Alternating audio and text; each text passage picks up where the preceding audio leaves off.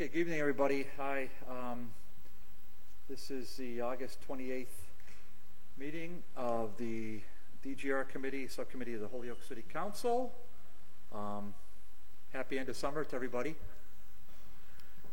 With me is Councilor Mike Sullivan, Councilor Joe McGivern, Councilor Pete Tallman. I see Councilor Valentin entering the room.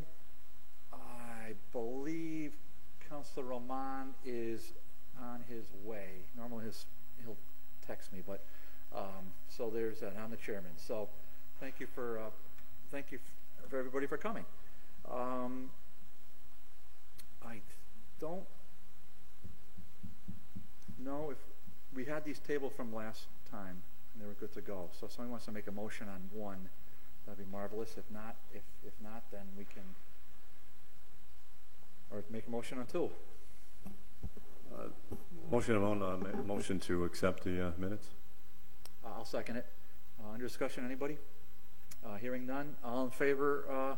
On the motion, all in favor? Aye. Okay. Number two, please.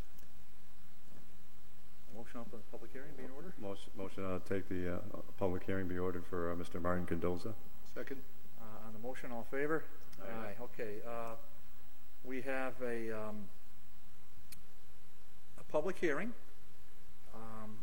for Mr. Martin Cardoza, 47 Liberty Street, for an extension of a non-conforming structure under section 4.7.5. So it's adoption to existing structure at second floor of his property. The house is within 10 feet of the side yard, and as luck would have it, Mr. Cardoza is here. Mr. Cardoza, if you would just come up to the microphone, just tap it, see if it's on. Okay, good to go. I'm going to ask you, whenever you speak to us, just you make sure you so tilt the mic up, so make sure you speak into the mic. Sure. Because we are. That good? There we go. That's like a pro. Okay, so if you would be so kind as to sort of walk us through the permit application before us, please. I'm adding a second floor onto my house. There is a section of my house. It was an old addition that was built in the 70s, and it was a first floor addition, and now I want to put a second floor on it. And are there plans there?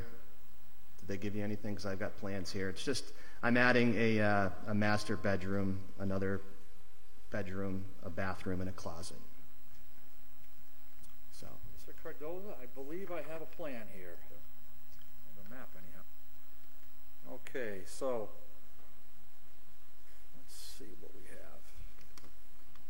Ooh.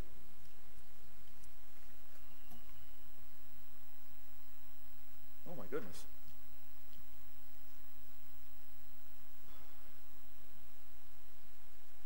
I'm running out of bedrooms. Okay, all right. Okay, so all right, so you're just now that I have the plan in front of me, Martin. Why don't you? Okay, so I see it in front of me at the second floor. This is kind of to the. If I'm on Liberty Street and I'm looking at your front door, this is to the. Which direction? This is to the because Liberty Street kind of. Well, my house is not facing the street; faces the side. Okay. So this is going back.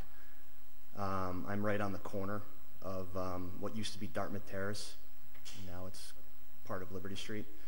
So the house was kind of crammed into a small lot in the front, and it was built on the line, and then an addition was put on, and it's about 8 feet.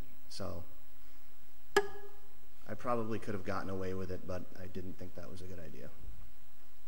Okay, so now I see the assessor map. So you are right at the corner. I do see that, and the addition is going to sort of go towards the back part of the. Yeah, towards the back of the house. Okay. All right, and it's already obviously the first floor is already there, and I'm just going straight up, and then I'm going to go across with a porch.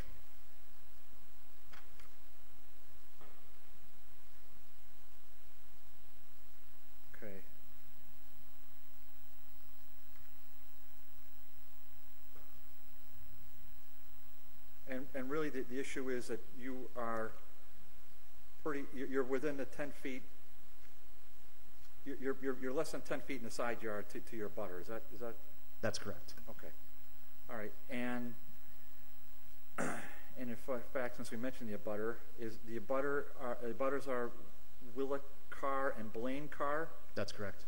Okay. And I received a letter dated August 26th and received in the clerk's office today. And it says, Dear David, please be advised as an abutter whose northerly property line is shared with the Cardoza family and is the location of the non-conforming proposed home addition. My wife and I have no objection to it, and we expressly petition the committee to pass the proposed extension. Sincerely, Mr. and Mrs. Barr of 45 Liberty Street. So there's that. Okay, and so Mr. Cardoza, just, because these questions pop up, so you're going to, this addition onto the house is going to, what are we talking for, square footage, that kind of stuff? It's going to add about 900 and, I think about 950 square feet, and a porch as well, which is going to be about another, I think, a couple hundred. So it's a pretty decent sized addition. Sounds great. And then, and you and I talked about the process, right, before the mic. So the process is that we would vote on it here, one way or the other, but we just recommend. That's all.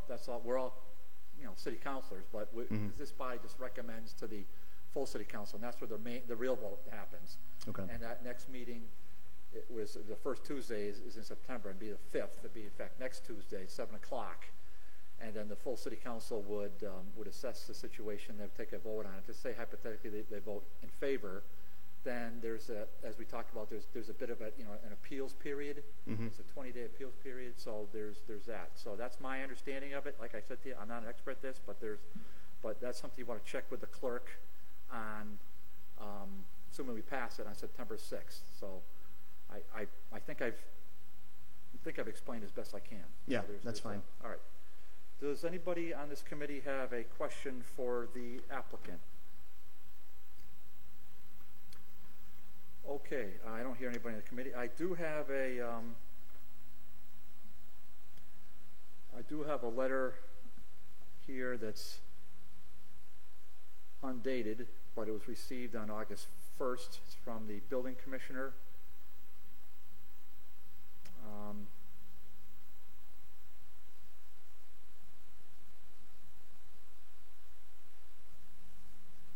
Okay, it just goes into why it doesn't meet the zoning regulations. So he goes into, here's what he said. And do you have this letter, Mr. Cardoza? He emailed me and told me that he sent it, but he did not send me a copy. So. Okay, then I will, I'm going to ask you to write down your email, unless I have it on this application. I'm going to ask you to write down your email. I'll just give you one of my cards, and I will get this email to you tonight or tomorrow, okay? So okay. You'll have that. And Thank you. So it basically says a special permit issued. The following are suggested considerations: that the new construction is no higher than the existing structure. You're okay with that? Okay. Yeah. All right. That's fine. That the materials used in constructing this additional floor be of the same or better quality. Absolutely. Okay. No visual impact to the neighboring properties. No visual impact, right? No. That the special permit does not allow for any additional footprint of a structure within the required setbacks. The only thing approved by the council may be the extension and alteration of a non-conforming structure. As drawn, the addition to the house appears to be proposed within the required 10-foot setback. This area of new construction will require variance from the Zoning Board of Appeals. Okay. All right, so I will get this to you. So with that, and that's all I have for department heads. This is a public hearing. Does anyone in the public want to speak for or against this application? I don't hear anyone. Mr. Cardoza, do you have anything to add? No, I do not. Okay, thank you, Mr. Cardoza. You can, again, just anybody have a question for Mr. Cardoza? No, okay, no, wait. Thank you, Mr. Cardoza. Okay, can I get a motion, please? Close it. Sure, make a motion that we adopt the non-conforming use with the conditions. You want to close the public hearing first, Joe? Close the public hearing for the purpose of adopting the non-conforming use. Second. On the motion to close the public hearing, all in favor? Aye. Aye. Okay, public hearing's closed. Go ahead, Joe. That we do so with the conditions of the structure will be no taller than the existing structure, the material as recommended by the building department, and there'll be no detrimental impact on the neighborhood itself. Yeah. I'm just going to amend that, and I'll second that. I'd like to make a friendly amendment that we just adopt the 4 points raised in the letter that was received August 1st by the city clerk, which were the ones that Joe mentioned, that new construction no higher, so 35 feet, materials are same or better, no visual impact, and that that there's no expansion of the footprint as proposed. So if I could just get a second. Okay. So the motion is to recommend to the full city council with the aforesaid conditions under discussion. Hearing none on the motion, all in favor? Aye. Aye. Okay. Mr. Cardoza, that is, if you would just write your email down. Just come on in. Make it easier. If you just write your email on that. Yeah, here you go. And Ryan, the administrative assistant, will email to you the letter we just referenced.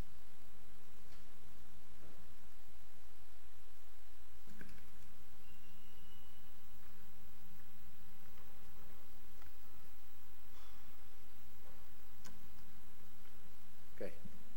Thank you. And Mr. Cardoza, thank you for this, and thank you for investing in Holyoke, and then we'll be in touch, okay? Thank you. Thank you.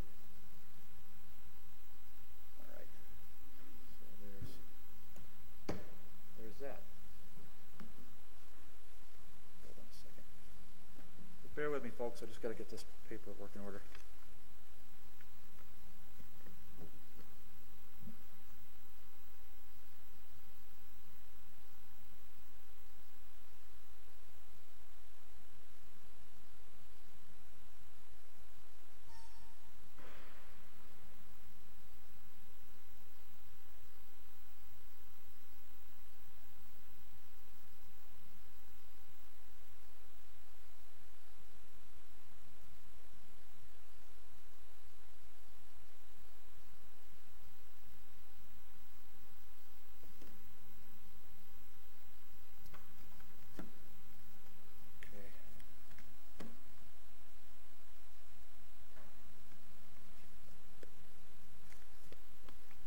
Thanks for everybody for your patience on that one. We appreciate it.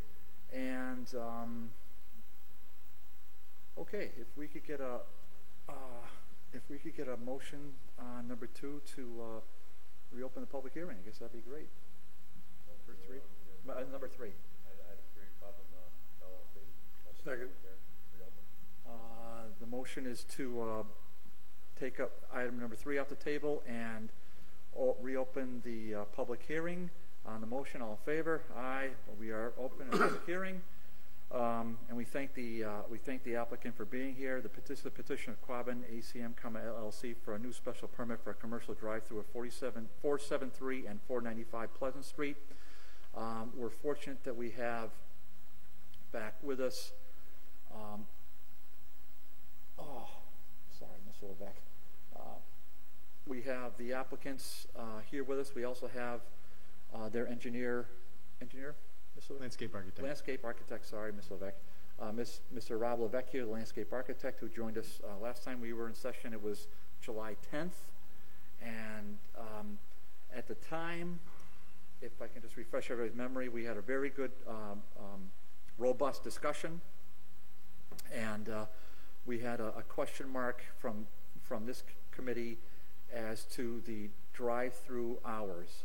And I'll just remind everybody that we're here to really vote on the new ordinance, that Councilor McGivern really shepherded through the City Council, the new ordinance 7.1.6, That's really what we're here about. We're voting on, however we vote, is on whether or not to grant a special permit for a drive-through pursuant to City Ordinance 7.1.6. That is why we're here. So, with that being said, I did want to point out, Ms. Levesque, before we get in, I did have some correspondence that I think it's only. I mean, I'm not going to read the whole thing, but the gist of it, I got a text message today from the Chamber of Commerce indicating their support. I had an email from a gentleman who is not a resident of the city, opposing the proposal. I had an email from residents at 446 Pleasant Street saying that they have concerns about the drive-through and that they do not support a Dunkin' Donuts just in general. They just don't support a Dunkin' Donuts. I have an email from a person with no address stated, unless I can, oh, let's write that. The address is at 445 Pleasant Street, and the email talks about concern about trash generated by a fast food restaurant. Again, our neighborhood can do better than Dunkin' Donuts.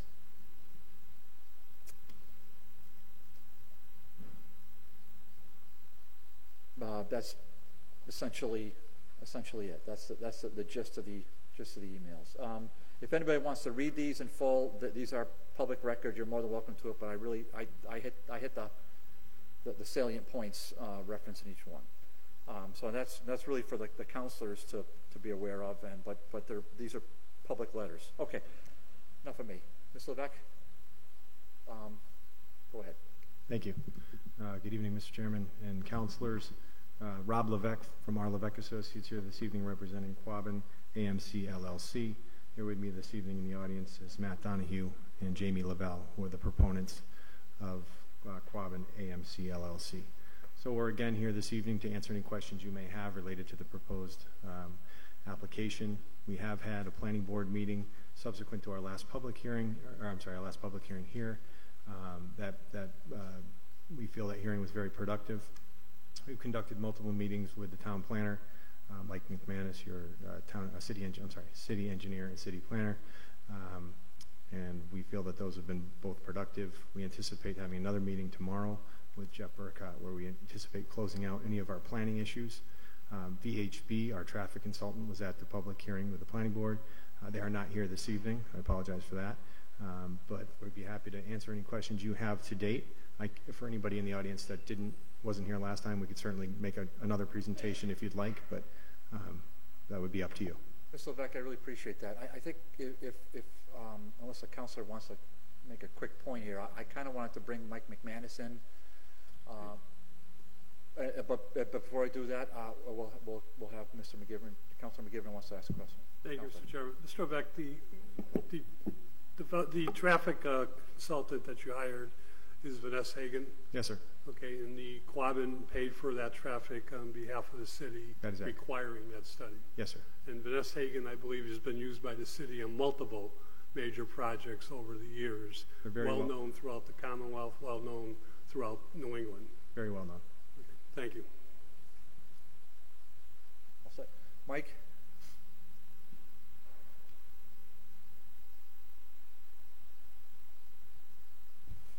Yeah, why don't you grab a seat, Mike? It just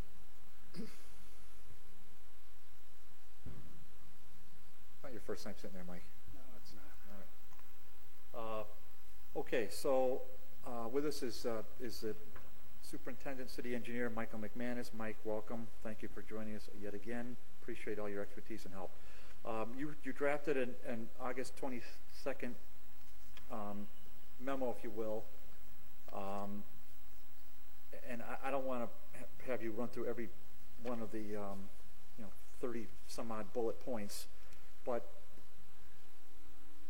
you know, it's really important for us, or for me anyhow, to get an understanding of the traffic situation, Mike, and then your impression on the project, so you can sort of give us some guidance, in particular to our vote about the drive-through. So if you'd be so kind, Sure. take it away. And I just want to start off by saying I'm not a traffic engineer.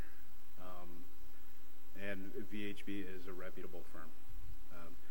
But in looking at the site layout, the queue lengths, my concern is that there's insufficient queue length for this facility. I think it's similar to the Dunkin' Donuts on Northampton Street, which has frequent spillover into Northampton Street at certain peak times during the day.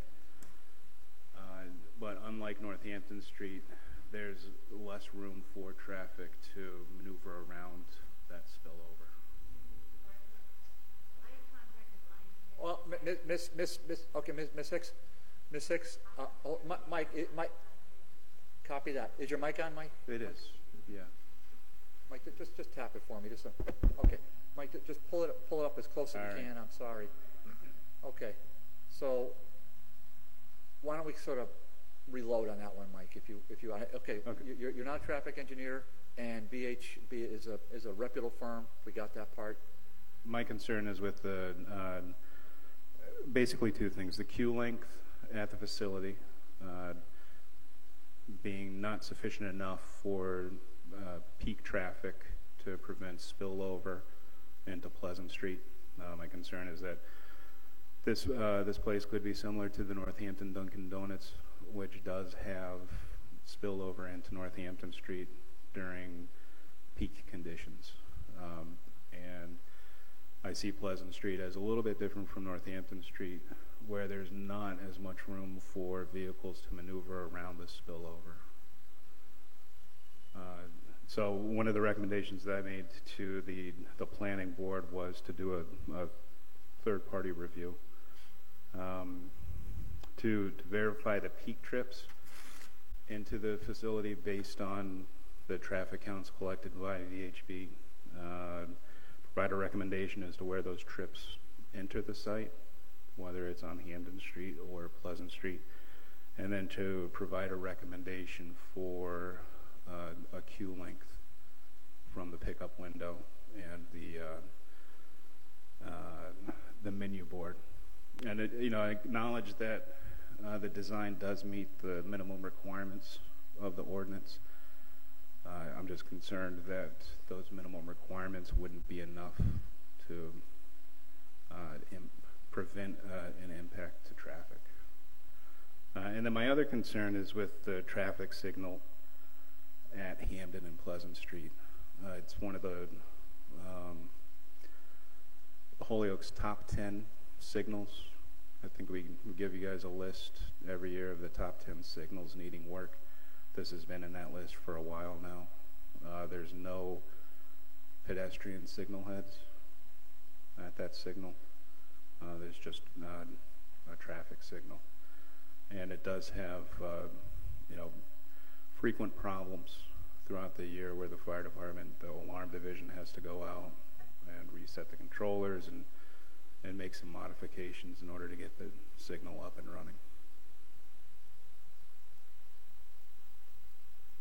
That's the gist of my concern. Thanks, Mike. If just so I can understand, well, I know councilors can have questions, but the top 10, I think those of us who've been here for a little bit are familiar with that, and I really want to. I mean, other councilors, I think Councilor Bresnahan in particular, should be credited with sort of getting that known to us.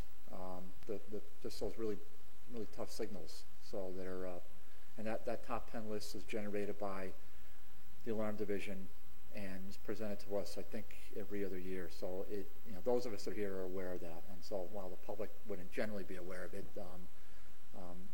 just the general public, but just now there's 10. There's more than that signals in the city. But those of us that drive around Holyoke see that they're flashing, the flashing lights. You see them. They're just a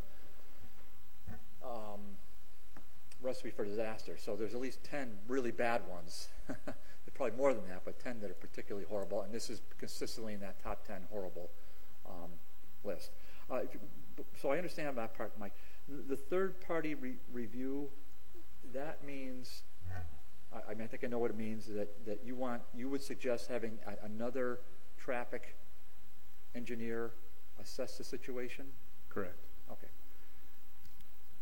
And not necessarily reperform the field work to collect car counts, but just to confirm that the results of the data that was collected is accurate. What does that generally entail? I know you're not a traffic engineer, I get that, but what does that, time-wise, what is that, just so I can have an understanding, and expense? Any idea? I wouldn't want to hazard a guess. Okay. Ms. Levesque, do you want to hazard a guess on that? On the cost associated, Time, cost, yeah. weeks and thousands of dollars. I would say probably under 5,000 in under 3 weeks, Okay. assuming no traffic counts are required. Okay. Mr. Donahue? Oh, Counselor, just come up to the microphone. If Mr. McManus's concern is verifying the data, how would we do that without redoing the traffic counts? The data's in the traffic study as it was prepared because it's part of what the DOT requirements are. So if it meets the DOT requirements right now, how do you verify without recreating the data? How do you do that without recollecting? So my understanding is you would collect the data, and from that data you would determine what the peak traffic into and out of the facility would be. Was this report consulted? Because it does address those issues already, correct? It does provide the peak trips in and out. And it actually, in this data Right, was but collected in March it also of 2017? projects into the future. It does project into the future, doesn't it? 5 years into the future? It Just does. like it's supposed to. And what's the basis of the projection? The basis of the projection is explained in this report. It goes on for 40 pages. So my question is what more are you looking for from this report? You're saying that you want to verify the data. Yeah, but that's what I'm without- looking for. I'm without looking for recounting. someone to confirm the results of the data. Okay. Is there any indication that the data is inaccurate in any way? Again, I'm not a traffic engineer. All I see are numbers in a table. Okay. So to that end, let's go back to, you said that this is on the top 10 list. Where does it fall on the top 10 list, and what are the other intersections that are on that list? I don't have that information with me. Was it like number 1 on the list? Could this man announce who he is? Is this a public hearing? Hold on. First of all, I don't know who you are. You're not recognized, so be quiet. At the right time, we'll let you speak. But you are not to raise your voice. You just sit there and listen. Okay, thank you. And to answer And that he is the applicant, so he's allowed to speak. So, In a public hearing, it's again, go back to instruction 1. Just sit there and be quiet, and I'll recognize you at a certain point. Fair? Matthew Donahue from 8 Steiger Road, Holyoke. Thank you. Thank you. I'm so familiar, and I apologize for that. No. Go ahead. Okay. And Mr. McManus, I'm just wondering where it falls in that top 10. Was it in the top of it, or is it on the bottom? And what are some of the other intersections that Well, are matters of hold concern? on that one, Matt. As I indicated in my preface, those of us that are on this body, we are familiar with it. Mr. McManus was under no obligation to bring a top 10 list, and where it ranks in the top 10 is not even relevant. It's not even relevant, so move on. Okay, well, It's in the top 10, okay. move on. The only reason why I was bringing it up is because there's been a lot of projects that have been before the city, before this board, and that Mr. McManus has reviewed, that he's never been a traffic engineer. That isn't something that's changed. He has not become a traffic engineer. And I want to know why my project is being treated differently by Mr. McManus than say, the Pride that is on Dwight Street, or the big project that went up by the mall with the hotels and all of those restaurants. Those didn't go off to peer review. The Pride Station on Dwight Street didn't go off to peer review. These are all while Mr. McManus was in his job, is my understanding. It wasn't. And this is the way it's been treated in the city of Holyoke. What? We use VHB because that was one of the suggestions that Mr. McManus had. He felt comfortable with VHB. Matt, reputable firm, you made your point. Well, what else? So, again, Rob Levesque, just to clarify, so in reading the letter that came out today, I would believe it was dated August 22nd, I went back through the correspondence between Mr. McManus and VHB, which we were all copied on. And on an email of April 20th, 2017 at 4:59 p.m., it specifically stated that he was unaware of any issues with the signalized intersection in this particular location, because they were specifically requested if there was any issues or concerns with the signalized intersection, because obviously as we go forward with a project like this is stuff we'd like to know early and make sure that we incorporate that into our traffic study. So that was the verbatim from the email on the 20th. It says no work orders associated with this traffic light within the last 3 years. So I'm not sure that we're understanding the concerns with the intersection. It's an alarm division, and the list was not made available to us based on our inquiry back in April 20th, 2017. So as you can imagine, we're a little bit surprised. I apologize. That list is a public record because it's been in this body at least twice to my memory. Okay. So that's something that I know Ryan is downstairs. Ryan will make a note of that, and he'll provide that list to you and to Matt Donahue and to anybody else who wants it in a timely fashion. Or if he doesn't, I'll get it to you. You can just contact me. Thank you. All right. So there's that. As to the April 20th comment, Mike, do you want to respond? I may have made that. I did make that comment, obviously. And I mean, I don't know what to say. At the time, I might not have been truly aware of the situation of traffic signals in Holyoke. Yeah. Okay. Yeah. When did you start, Mike? Just so It was September of last year. Okay. Thank you. All right. Okay. So there's that. So Rob, Matt, do you want to continue, or I think I would obviously, in response to the questions raised, we are in the process of working through those with the planning department and with Mr. McManus. Some of them are a little newer to us than you would have expected at this stage of the game, so we would certainly be looking at the new questions. I did meet with Mike about a week and a half ago, I think it was, maybe 2 weeks ago, and we did review a draft letter at that time. So we would certainly be working with VHB on some of the details. As far as the queuing, Mike did bring that up early on in the process. Back in his April 20th letter, that was one of his questions. We do meet the queuing requirement. The zoning is very specific about the queuing. In addition, there is a difference here. This is not Northampton Street. This queuing that we have associated with this drive-through is completely independent of the parking lot, which makes a huge difference. Not to mention this is going to be a new store, very innovative on the interior. I know that doesn't seem like that would have a factor, but it does. Obviously, these new stores are very efficient. The queuing is very different in a lot of these new stores. We do stores all over Western Mass, and we've experienced a lot less delay in the queuing, and that's part of their business model. So have you seen those little timers that they have outside? They're very aggressive in getting people through these. So we're confident that we can work through the questions that Mike has. We've certainly committed to doing so. And again, we're meeting with the planning department tomorrow. Thank you. Thank you. Mr. Donahue, Matt? Nothing? Okay. All right. So I appreciate it, guys. Just grab a seat because I'm sure we'll call you back up again. So take a little break. You stay there, Mike, for right now.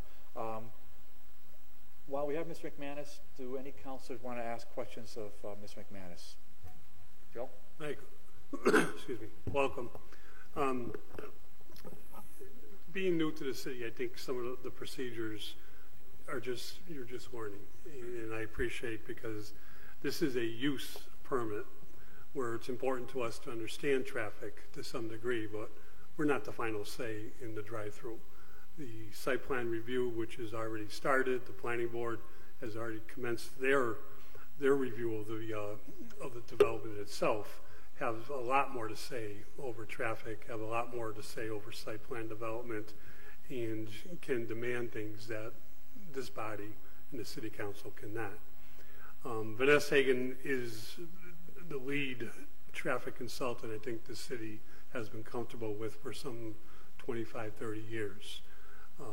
The projects in the city where we do see upgraded traffic signals by the mall, Beach Street, which the former Ward 4 alderman took 10 years to get the state to do Beach Street, and the proposed downtown, which is the entire network of signals downtown, are completely dangerous to traffic and pedestrian crossing, is all in the works. Most qualify at some time for state funding, and most, look in the corner of Pleasant and Hampton Street would qualify also being on a state route. And I think a big part of this is we'd love to see brand new traffic signals at all of our intersections. We'd love to see our crosswalks painted at all of our intersections. We'd love to see a lot of things up to snuff. I think you get the word that budgets don't always permit that in a gateway city like Holyoke, and budgets are tight. New development is what enhances revenue, is what enhances budgets to allow us to do things. So it becomes kind of a catch-22 situation. If there's good reason to relook at Vanessa Hagen's study, I think your comments belong with the planning board. I think, from my own opinion, this body has got the Vanessa Hagen study. I am comfortable with it because we've seen it before. No traffic study is perfect. They're projections for so many years out, but they're what we use to work with. In comparison of Northampton Street to this Dunkin' Donuts, and if I had my own preference, it would be a Starbucks or something else, who probably wouldn't even want to drive through. But that's not our choice. That's the private sector that dictates who's coming. The Best Eaton was the donut shop in Northampton Street that came before the city council and wanted a drive-through, wanted to expand their operation. They needed a zone change for an adjoining piece of property, which was a residential home that they eventually tore down, and proposed to the city council, to the city, that they would fill that in and give a lot more queuing space on site than what eventually happened. And it was Dunkin' Donuts that, after Best Eaton's project went through, bought out Best Eaton and it became Dunkin' Donuts. And the planning board didn't stick up to what the city council had asked for when we gave them the initial votes. At that time, there was no special permit for drive-throughs. So now we take a look at drive-throughs before they go to the planning board, and quite frankly hope the planning board will listen to us. We just asked them, and with our help, we rewrote this ordinance itself, this part of the zoning text, to make sense out of the criteria for drive-throughs. But before us this evening is, does this project deserve the special permit to allow for a drive-through, to allow for the project to go forward, which is part of the economic development of what the city is looking for, and is part of what we're trying to make sense out of. And again, the planning board site plan review will take the final look at traffic, queuing, landscaping, building, architecture, and everything else, not the city council. Does that make sense? Yeah, absolutely.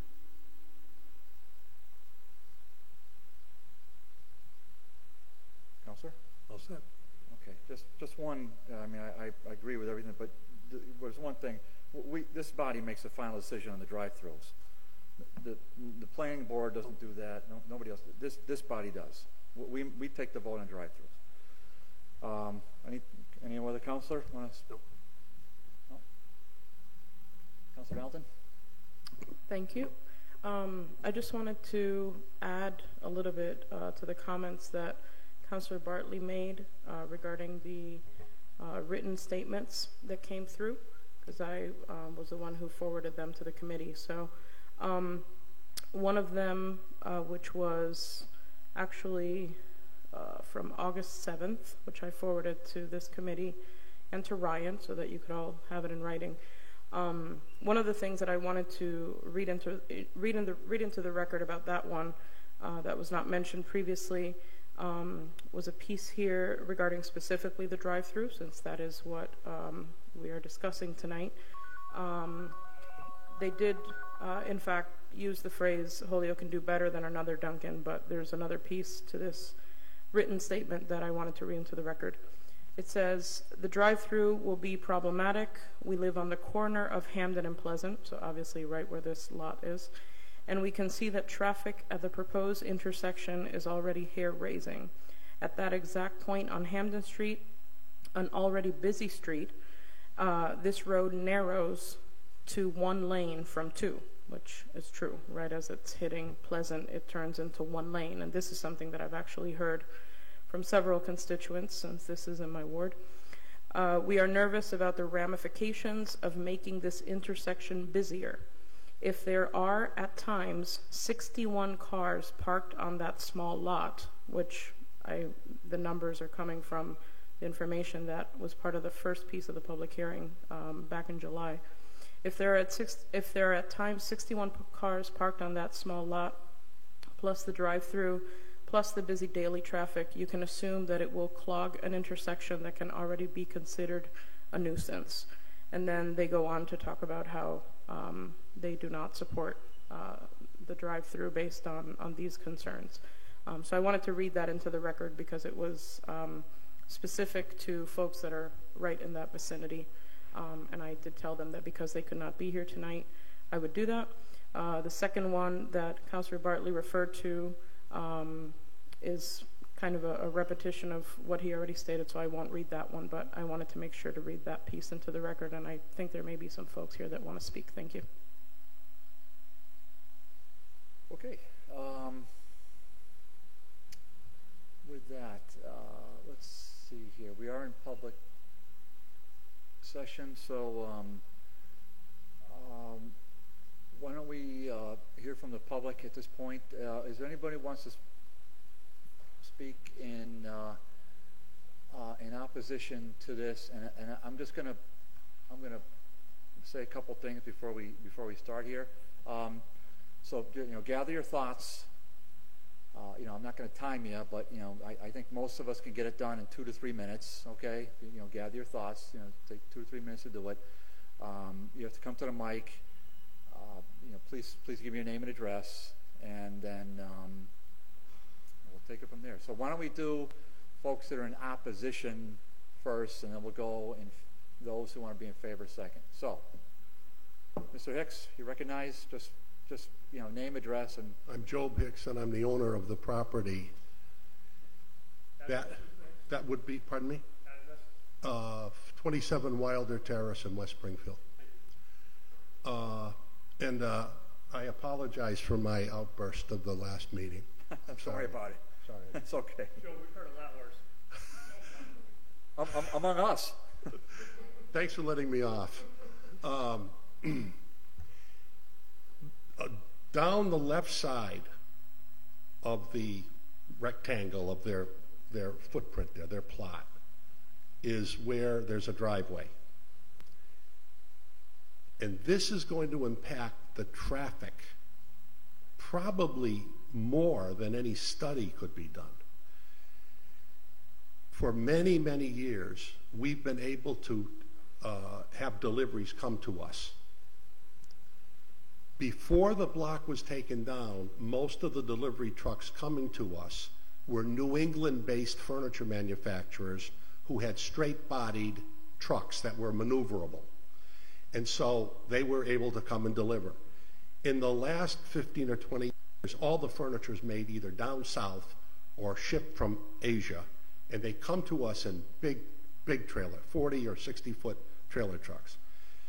Right up till now, we've been able to pull onto that property, and the trucks can back in and then pull up, come in from Hamden, come down our driveway, turn around, and go out to Hamden and take the left on the one-way.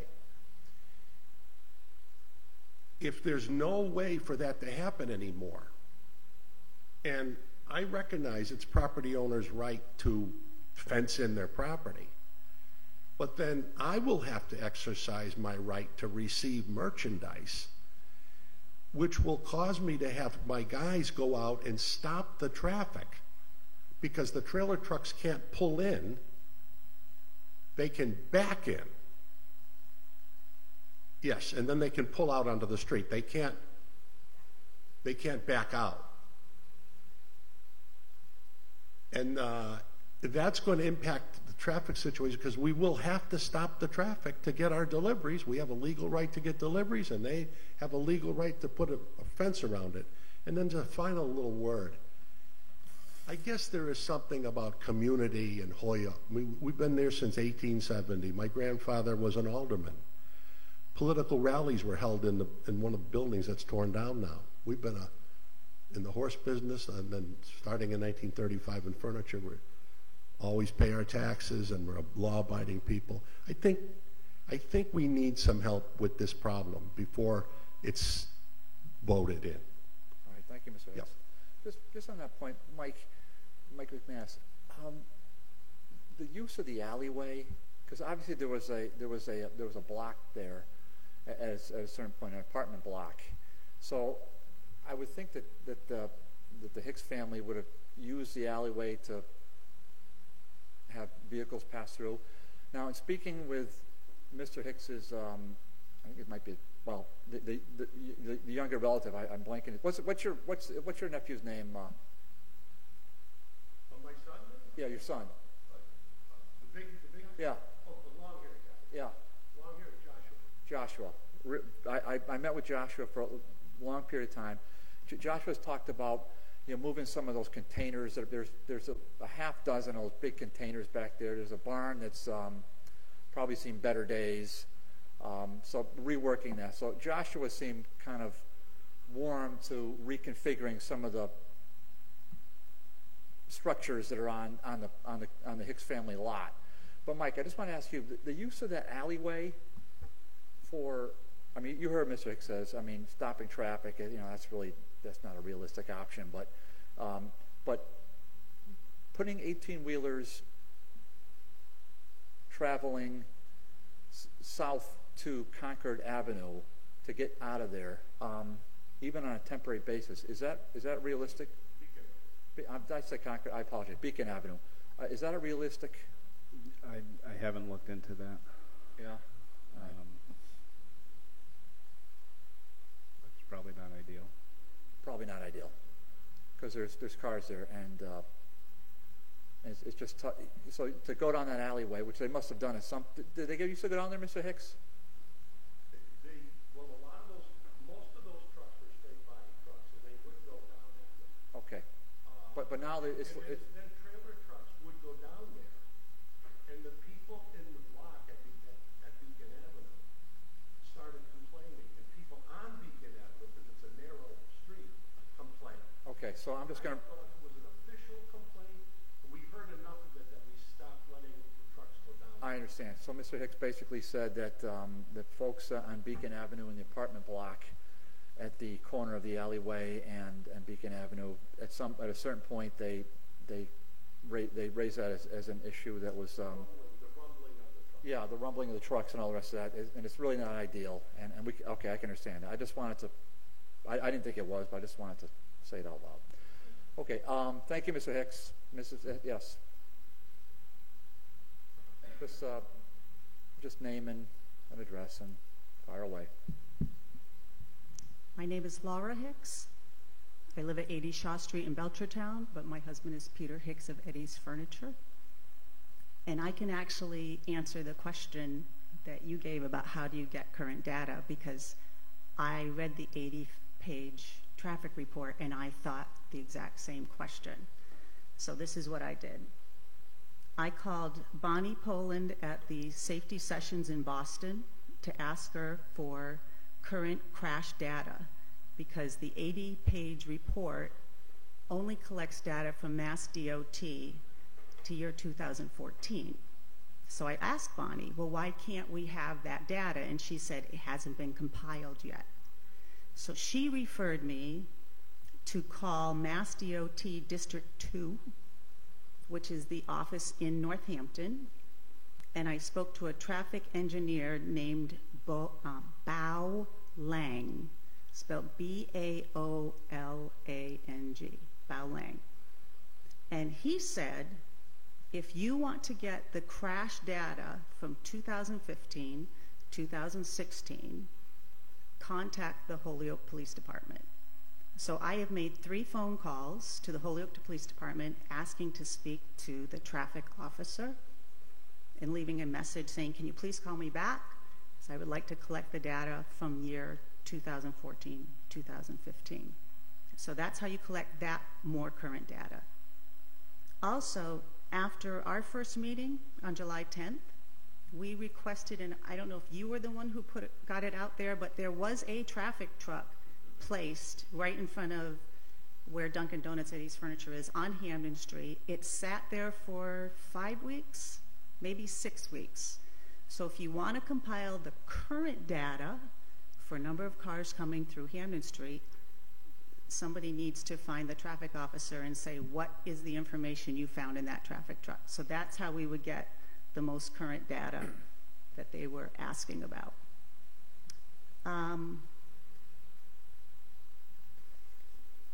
As I told you earlier, I did read the 80-page report, and I would like to submit to you the letter that I sent to the planning board, because after I read the 80-page report, I had questions.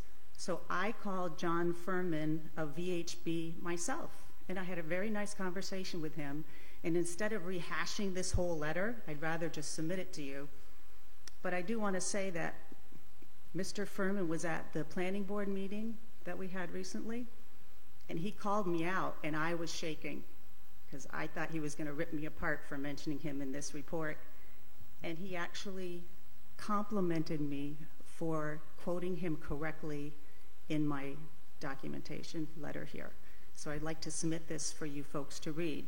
And the essence of it is that when a traffic report is gathered at a desk, it's gathered with consistent parameters throughout the state so that there can be a level of consistency through all the different traffic reports. So when I asked him, okay, so if an 18-wheeler comes up at Hamden Street at 8 o'clock in the morning and legally parks until Eddie's opens at 9, and then we unload for half an hour, so for an hour and a half, the level of service, which if you folks have read the report, you know it goes from A to E, A being great.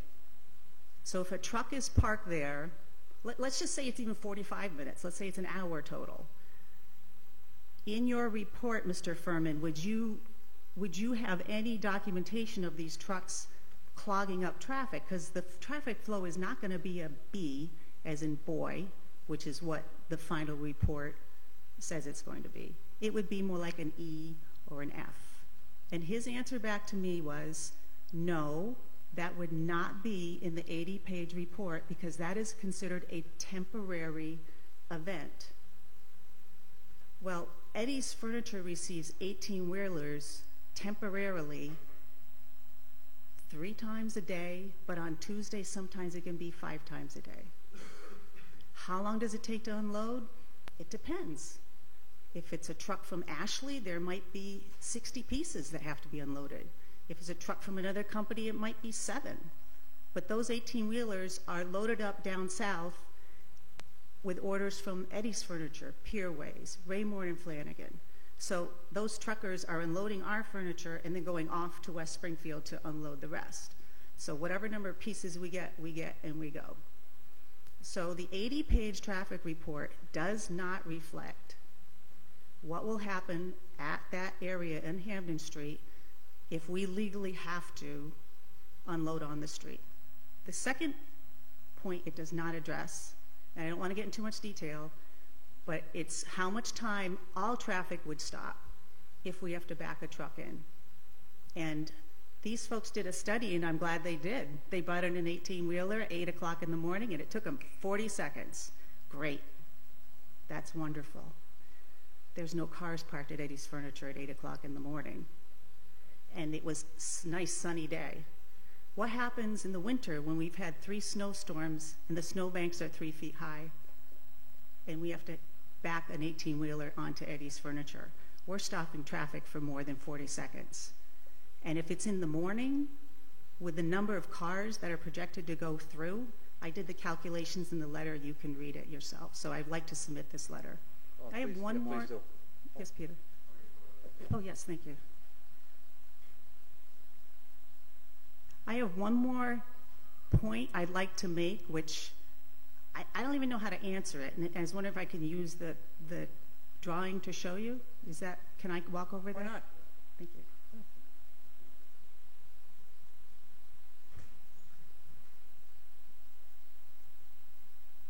Yeah, just kind of turn it on, Mrs. Hicks. No, at the bottom. Thank you very much. Okay, so the current traffic report states that they expect 1,490 new cars to come through per day through Hamden Street. Now, notice I said the word through, because that means they're coming up to the light and they're going through. They're not stopping. A representative from Dunkin' Donuts told my brother-in-law, Job, that they're hoping 2,000 cars come through the drive-thru every day. When a car that wants to come to Dunkin' Donuts comes up to this intersection, they're not driving through. They're actually coming up and slowing down and coming in. Now, there are two entrances. So let's say that out of the 2,000 cars they hope to come in a day, 500 come through Pleasant Street. So let's call it 1,500 come in through here. They're not flowing through. They're slowing down to pull in. And as they slow down traffic. And logic, common sense will tell you that when they come around and they get their donut and their coffee, if they came in this way, they're going to probably want to go back out this way and go up to 91. So that's another 1,500 cars coming out. So essentially, that's 3,000 cars that are slowing down to come in and then trying to come out. So they are affecting the flow of traffic.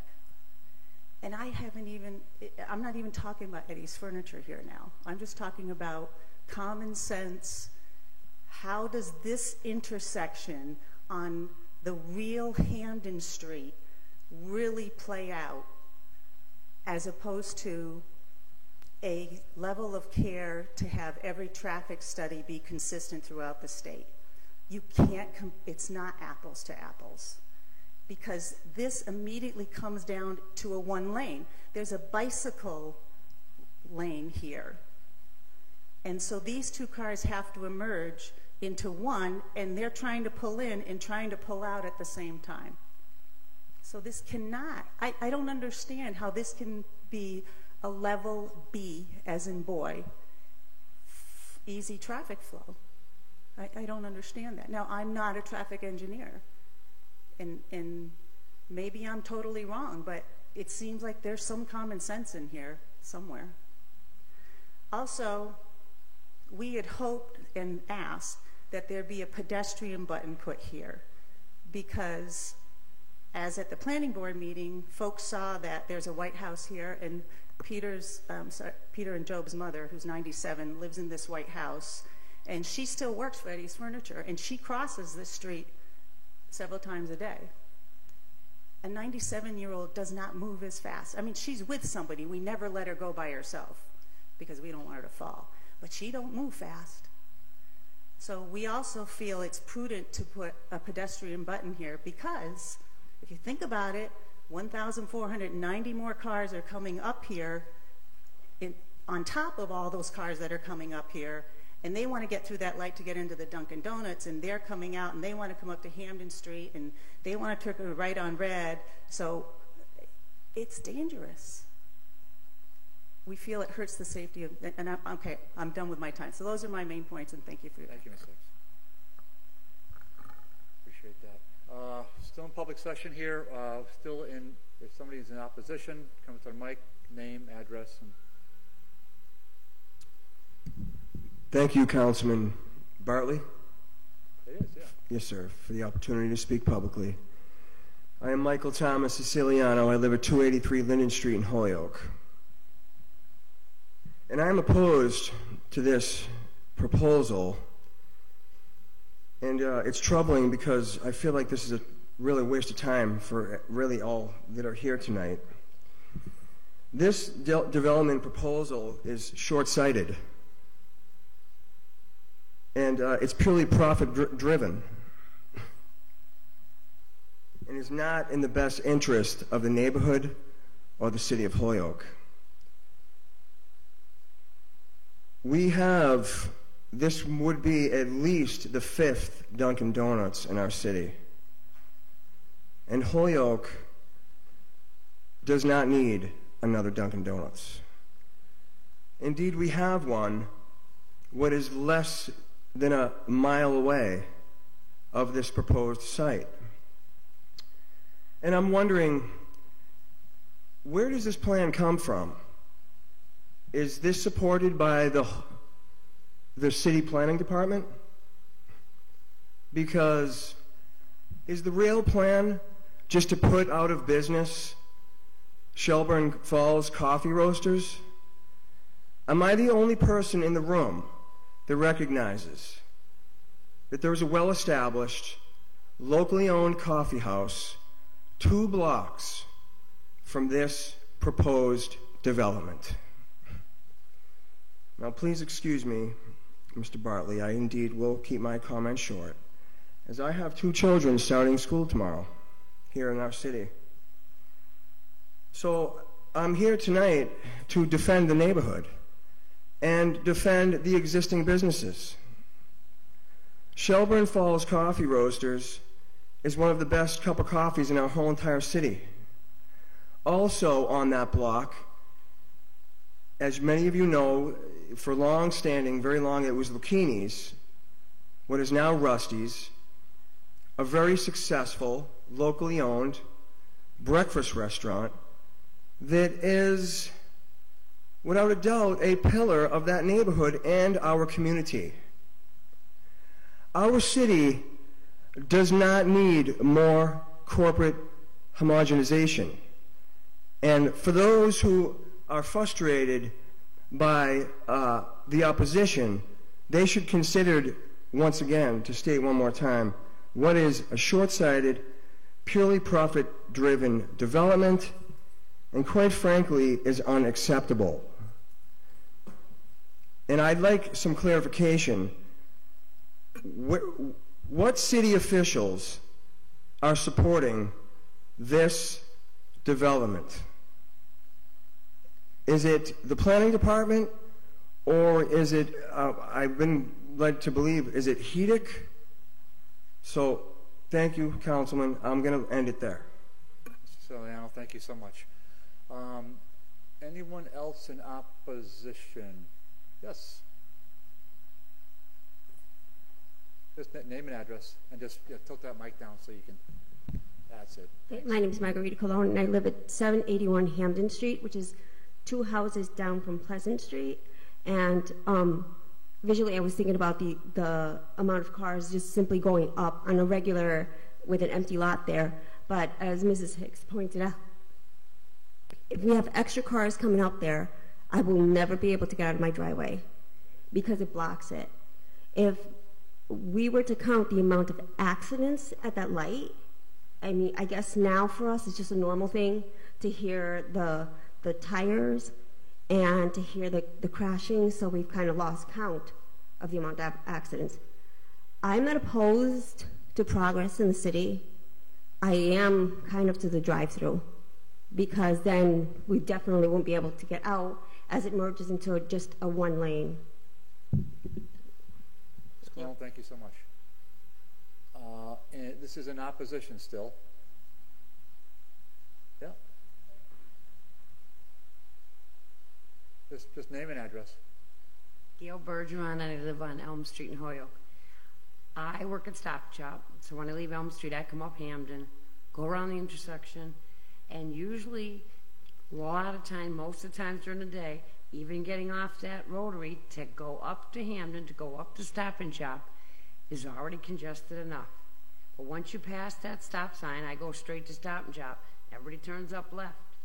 When they get to Pleasant, if they get to Pleasant, if it isn't already backed up, because now you get to Pleasant, it switches down to one lane.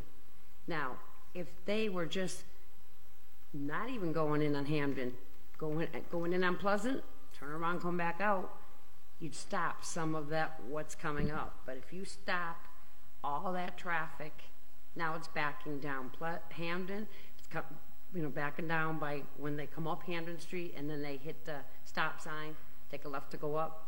It's some of that traffic going to East Hampton. It's like, I don't want to say war zone, that's not the word I want to use. Coming from South Hadley. They don't live in our town, but they cut through to go up one, and it's like, you better either go with your car or you're stuck there, and then it starts to back up around the Rotary too. And I just go up because I'm going to Stop and Shop, but there, when you get to that intersection, there's a bike route. Busiest street in Holyoke probably, and now you're going to have another business. I understand it's not just one business, there's a site for 2 more pads. Unless they're parking there all day, it's going to create more traffic congestion, especially for the neighbors around there. Like you were saying before about they used to go down the alley, but Beacon Avenue is like 2-car fits and almost like a 1 lane, even though it's 2 lanes. They can't do that anymore. So even if you had somewhere, so now if you do it out in the street, that right there almost narrows to 1. What are you going to do, go around to try to get in there? Because if you leave it open, is it going to be before Eddie's Alley? I think it's just it's going to make more of a danger for kids riding their bicycles there, people walking, and I'm coming from down by the Rotary up the hill, and even just to go to Stop and Shop, once you get past that intersection, either go up Lincoln or go Hamden's where all the congestion starts. By the time you get there, we already have one up on Northampton Street, and you can see where it backs up with just 1 lane. This is quite a bit to back up, and especially because people are in a hurry to try to get over the mountain into East Hampton. It's not a good idea at all. I don't think so. Thank you, Ms. Bergeron. Okay. Anyone else in opposition? I don't think so. Okay. I'll go to the other side. Anyone here in favor of the permit? Well, Ms. Dunny, we know you're in favor of the permit, but okay. Sure, go ahead. So with regard to the traffic. So Matt, just name and address, please. Okay, Matthew Donahue, 8 Steiger Road, Holyoke. With regard to the traffic study speaks for itself. The conclusions are clearly stated. What it's saying is the level of service for this intersection is currently at a B. And the way that that's rated, just so that everybody's clear, is how long you typically have to wait at an intersection. Okay? This is a signalized intersection, and if you wait 10 to 20 seconds, it puts it at a B. That's where it currently is. In 5 years, they project out what they call no build, as if this doesn't get built. If this doesn't get built, they project a 2% increase in the population, and as such, a 2% increase in the traffic flow on those roads. This is all put forward in the traffic study, and that would put you at a traffic level of C. If this project is built, it stays at a level C in 5 years. It doesn't change anything. The intersection is a tough intersection. It's been a tough intersection. If somebody changing the signal isn't going to change the intersection. It's a tough intersection because of the topography. You're coming up off of a hill, and you're going across onto Hamden Street, and you're going to continue on. That's the majority of the traffic. I think it's roughly 65 to 70%. That's something that we can't do anything about. If that's the case, then nothing should be developed on Hamden Street. It should just be some kind of highway that takes you from South Hadley straight up to 91. That's not what is here. That's not the present conditions. The present condition is there is development. The city is encouraging development, and that's where I came in. This went out for an RFP, okay, a request for formal proposal. I answered that RFP, me and my partners, okay? And originally we were looking to see if we could put a Cumberland Farms on that site. And Cumberland Farms, after we were able to secure the site for a period of time, Cumberland Farms decided that they were not interested in coming to that site. For one reason or another, they were not interested in that site. Then we came with another proposal. The next proposal was a Family Dollar, because we are out in the market and we're looking for potential tenants, potential users for the site. We worked really hard. And as much as everybody says that, you know, we don't need another Dunkin' Donuts is willing to come here and spend money in the city of Holyoke right now.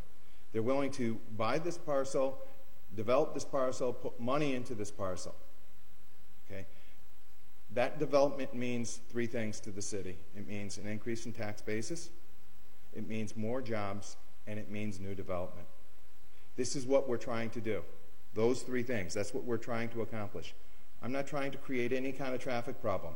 We did, as Ms. Hicks explained, we wanted to make sure that they could back a truck in for deliveries so that their deliveries aren't being made in the middle of Hampden Street. We were able to do it. We were able to do it in 40 seconds. It created absolutely no delay in traffic. And that was a Monday morning, and it was in between 8:05 and 8:10. Took 40 seconds. The truck driver told us exactly what he was going to do ahead of time, which was he was going to pull up alongside the road. He was going to wait for the intersection at Hampden. He was going to wait for the last car to go.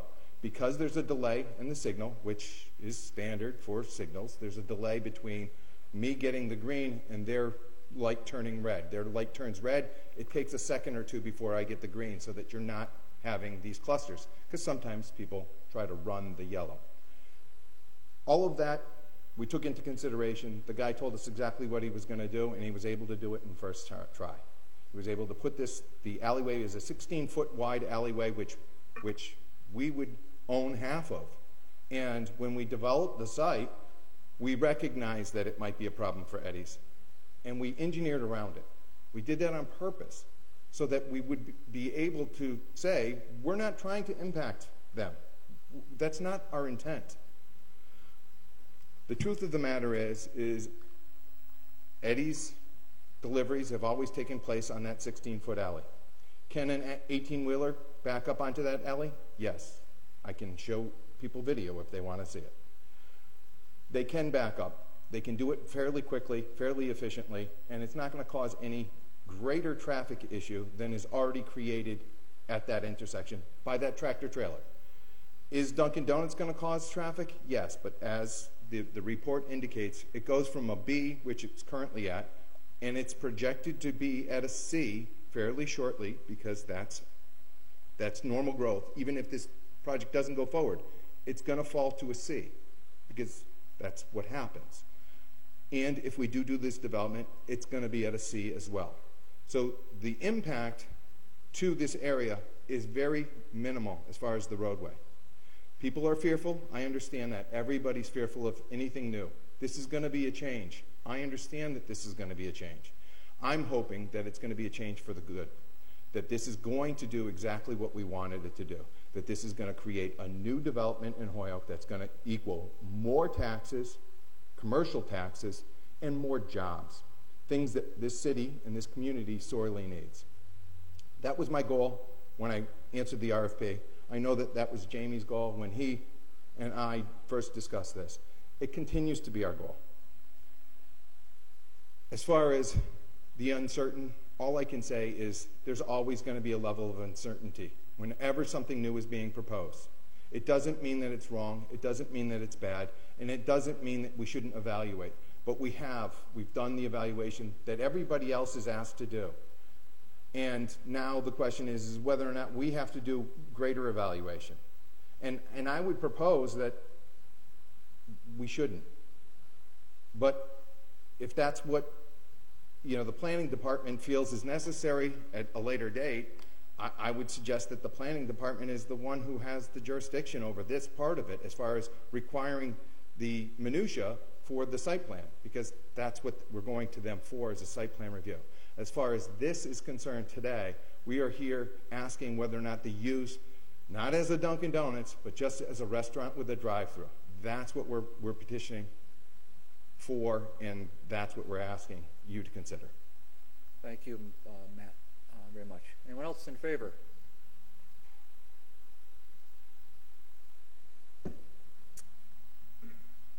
Somebody name, address. Anthony Luciano, 24 O'Connor Avenue. So Holyoke needs businesses. I live right around the corner from there. I actually walk through there twice a week to go to the hardware store. Traffic is lousy there. That's not this gentleman's fault. That's the city's fault for not fixing it. So if the city calls for a business to go in, you shouldn't then deny it because of traffic problems that the city should have done something to remedy. Otherwise, you've really just wasted this man's resources. So if the city needs businesses, we can't judge what the business is. If it's a decent business, we should let it come in and not judge it based on a business in the area because of the traffic. That's not fair either, because then you never should have put out the proposal. You should have contacted Eddie first to say, Eddie, or the Hicks family, can we put a business in here? And if they said no because of traffic, then you should have decided that long ago. But to put out an RFP and now make this man jump through hoops is just not right. So I am in favor of a business going in, and the proposal that came in happens to be a Dunkin' Donuts. So that's what the city should accept because we need the jobs. Tony, thank you. Anyone else want to speak in favor of the applicant's proposal? Okay, thank you. Thank you to everybody who spoke. I know it's not easy to do that, though I make it look very easy. It's not. I know it's hard to walk up to the microphone and put your name and address out there. All kidding aside, I realize that. No, so I appreciate everybody's input, and I know I speak for the committee on that. Okay, Mr. Levesque, where'd he go? I just have one question for you, and this one is just so the public, it says it right here in the first section of the ordinance. The purpose of this section is to protect the safety, public health, convenience, and general welfare of the citizens of the city of Holyoke. Safety, public health, convenience, and general welfare. I don't have to say it a third time. So we have pretty broad jurisdiction on what it is we do or don't do, but how we vote always goes back to that. It's not about individuals. It's not about whether there's an RFP or not. There's a broad purview that we have. So let's make that clear. Ms. Levesque, on the traffic light, I know this. Now this is a little bit new to me.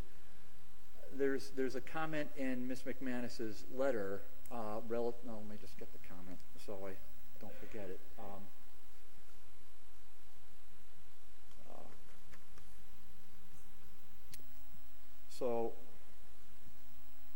Since there will be increased traffic due to the proposed facility, including pedestrian traffic, would the applicant consider assisting the city with upgrading this traffic signal equipment in this intersection? So, I think you pretty much represent the entity, and you're pretty familiar with traffic signals. I mean, they're expensive. Let's just be real about it. They're very expensive. Yes, sir. I mean, unbelievable. $300,000 is not an unusual number for traffic signals, which, I mean, those of us that have been here a little bit, I guess I'm over the shock, but it's still a big number. So what would your client's position be on that? I think the question is, would the client be willing to participate in the upgrading of the signalized intersection if it was deemed necessary? Correct. I think it's fair to say that a development of this size, and we do quite a bit of these, as you can imagine, does not support significant infrastructure improvements. We have been involved in projects much larger than this that can't support something like that. There is something called a DIF that's been practiced recently, District Improvement Financing. Because of the size of this project, that probably wouldn't be available. But the long story short is this project, unfortunately, does not, the numbers don't work to support a significant infrastructure improvement. Oh, okay. Well, you had a little caveat in there. I appreciate that. But that's a pretty fair assessment. That's kind of what I thought it would be. But yes, sir. That helps me. Okay. Any committee members have questions, comments, concerns? It wasn't my question, but at the last public hearing, a question was raised about hours of operation. Yeah, that was a question I raised, Joe. So as you recall, the hours of operation were 24/7, and at that point, I was a little surprised. And then Ms. Levesque and I addressed that with Mr. Levesque, and he had the chance, if you recall, to connect with his client, probably through a text message or an email, and then the client indicated at that time, Mr. Levesque, correct me if I'm wrong, that he would accept not having drive-through hours between 12 a.m. and 5 a.m. Is that a true statement, Mr. Levesque? Yes, sir. Okay. Go ahead, Joe. Just want to make sure we had it on the record. No, we had it on record last meeting, but okay, well, now we got it on record here. Yeah, that's okay. Okay, I just want to make sure I said that accurately. Yes, sir. All right. Any other questions for Mr. Levesque or Mr. Donahue or Counselor? Thank you. I just want to thank the committee for agreeing to extend the public hearing to today.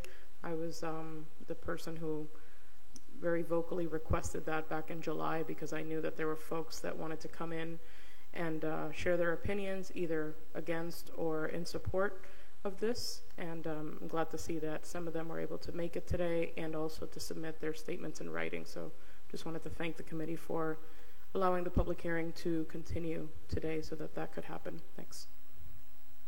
Okay, any other counselors? Motion to close the public hearing? Second. Okay, on discussion? I'll make a discussion. Okay, we close the public hearing. That just so we're aware, that's it. So there's no more information. Again, and we don't have any recommendation at all from Planning Board at all. We have nothing before us from them. We only know that they're continuing their hearing. So that's okay. Is that okay? That's no other discussion. Okay, on the motion to close the public hearing, all in favor? Aye. Okay. I'm going to vote no. Okay, but the public hearing is closed. Make a motion to grant the special permit. Second. Hold on, Joe. Let me just write that.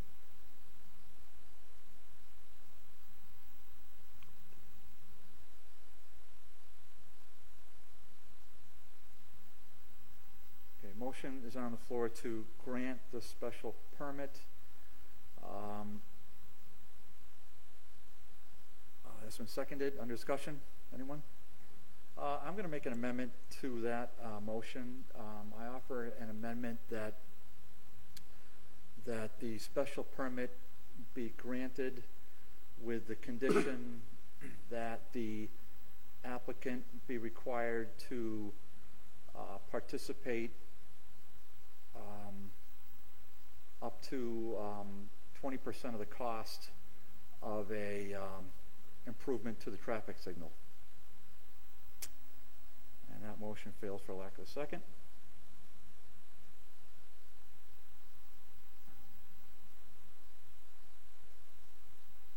I'll make another motion. I'll make a motion that the conditions outlined by Mr. McManus in tonight's hearing for a third-party review be adhered to.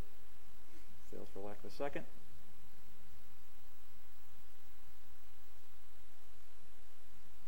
No, I'd second that. Okay.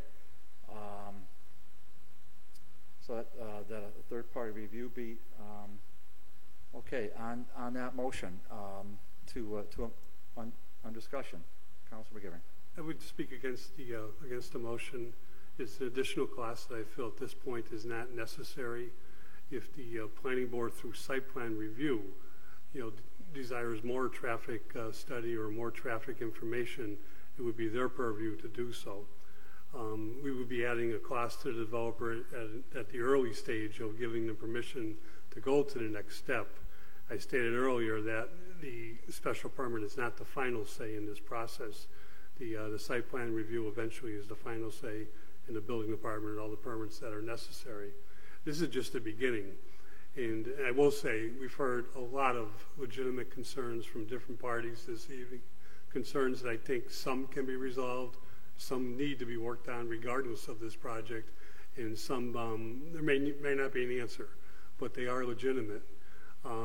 This traffic issue is not going away, and I agree with one thing, is we need to do a better job. We've done a lot of traffic mitigation on Hampden Street over the years.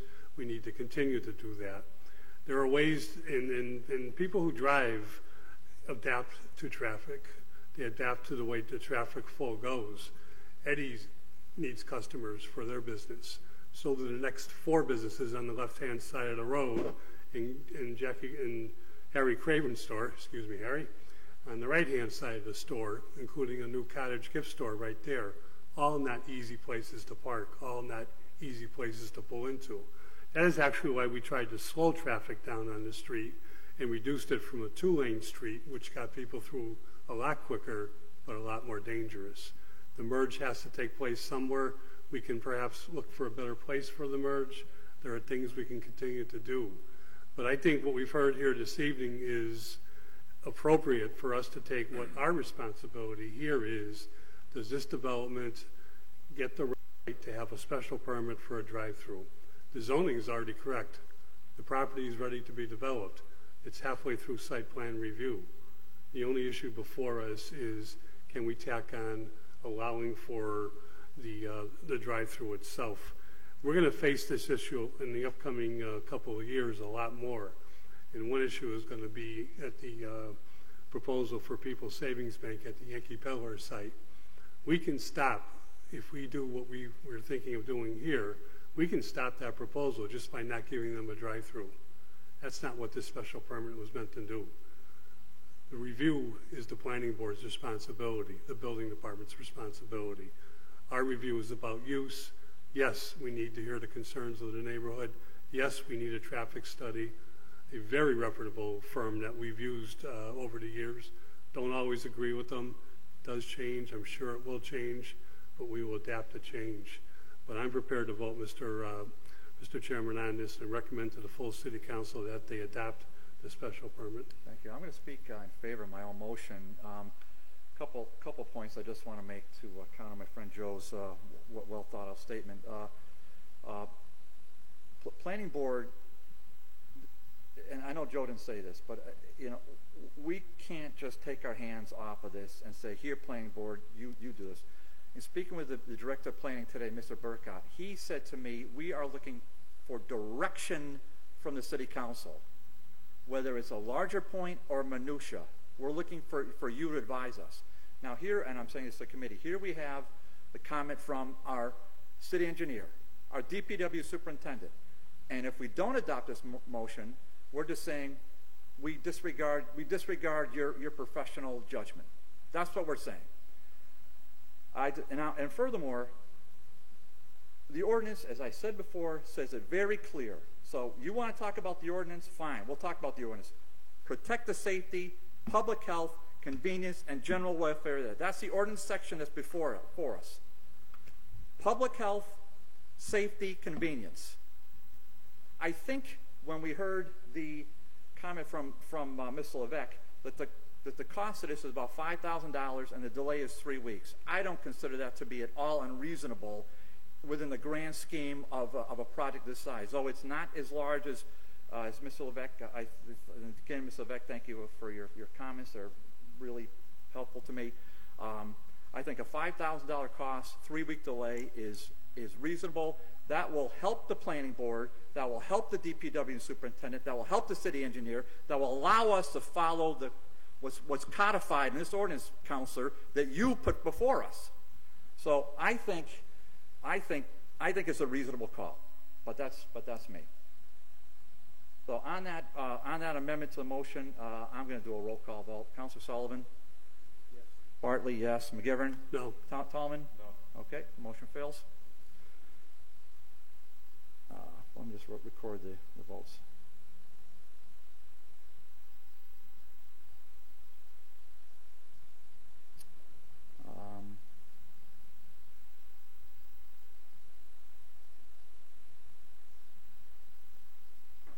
Sorry, I'm just one-man band here. Just bear with me. Any other motions? Hearing none. On the main motion, which is to approve the special permit, I'll do a roll call. Councilor Sullivan? Yes. Councilor Bartley is no. Councilor McGivern? Yes. Councilor Tallman? Yes. Okay, that motion is approved. That is going to be recommended to the full city council to approve the special permit, and so we'll take it up next week. at full city council. Joe, how many votes we need? 10. Okay, 10 votes. 10 votes to approve it. Thanks, Joe. So that's okay. We won't hold you to it if it's 8. I think it is 2/3 vote. So we will do that. So this is recommended 3-1. I want to thank everybody for coming tonight and really appreciate your time, okay? So thanks so much.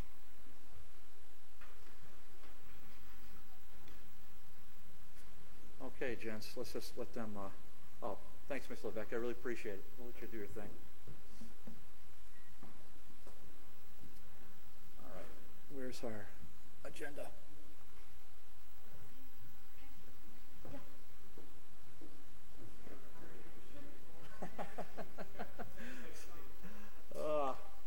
All right, Ms. Levesque, thanks for coming in. Really appreciate your professionalism.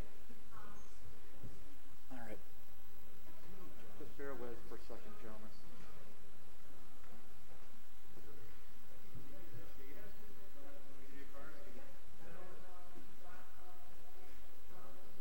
Okay. All right. And I just want to record the vote.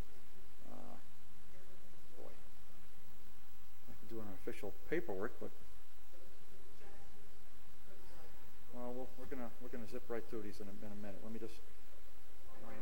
Today's the 28th. GR 3-1. Yes. Okay. And don't have a bulldog paper clip. Wish I did. Okay. All right. Now my agenda is where.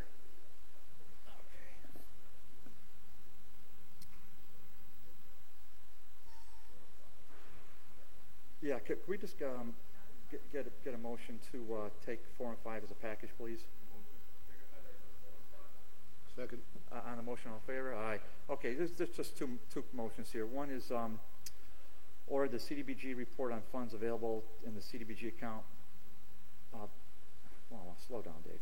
Order the director report on funds available in the CDBG account available for reprogramming. And then the second one is order that the Office of Planning and Economic Development representative from the Historic Commission be invited to present the city's historic preservation plan to the committee. I filed both of these. One I filed on my own. I did get a letter from Alicia Zeller saying that there are no funds available for reprogramming. So, you know, I'm going to rely on that and just say the order's complied with. And then on the second one, Marcos asked me to file this on his behalf, but I put it on this agenda thinking he was going to come, but I didn't have a chance to consult with him. Marcos is not available tonight, and he told me that last week. So the second one I just want to table. So is that okay if we just kind of do that, guys? So I'm going to make a motion that 4 is complied with and 5 we table. Okay. So that's approved and seconded. On the motion, all in favor? Aye. Okay, one last thing. Just for another meeting, I think you're going to see on the next agenda that Yankee Peddler has put in his application for special permit drive-through. There may be some other, and there are other things in the jacket. So I'm just wondering if you could just take a look at your calendars and let me know what you think about. Let's just see a date here. Let's just see. Hold on, sorry about that.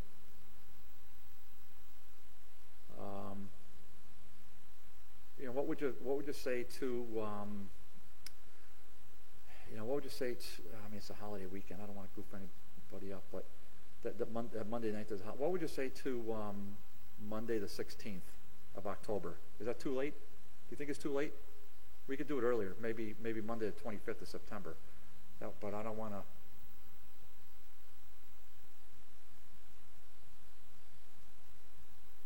So I'm looking at Monday the 25th of September, or maybe Monday the 16th of October.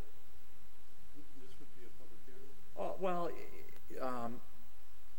well, Yankee Peddler certainly be a public hearing. Either date we'd have time. to advertise. And that's my understanding. I haven't obviously seen the agenda, but my understanding is that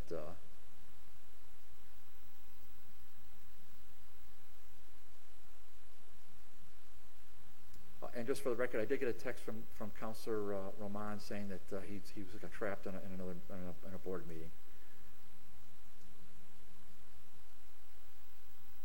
So.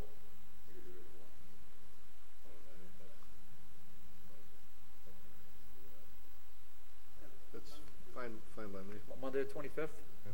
Okay, so next meeting we would schedule for September 25th at is 6:30 p.m. Pete, is that okay, Mike?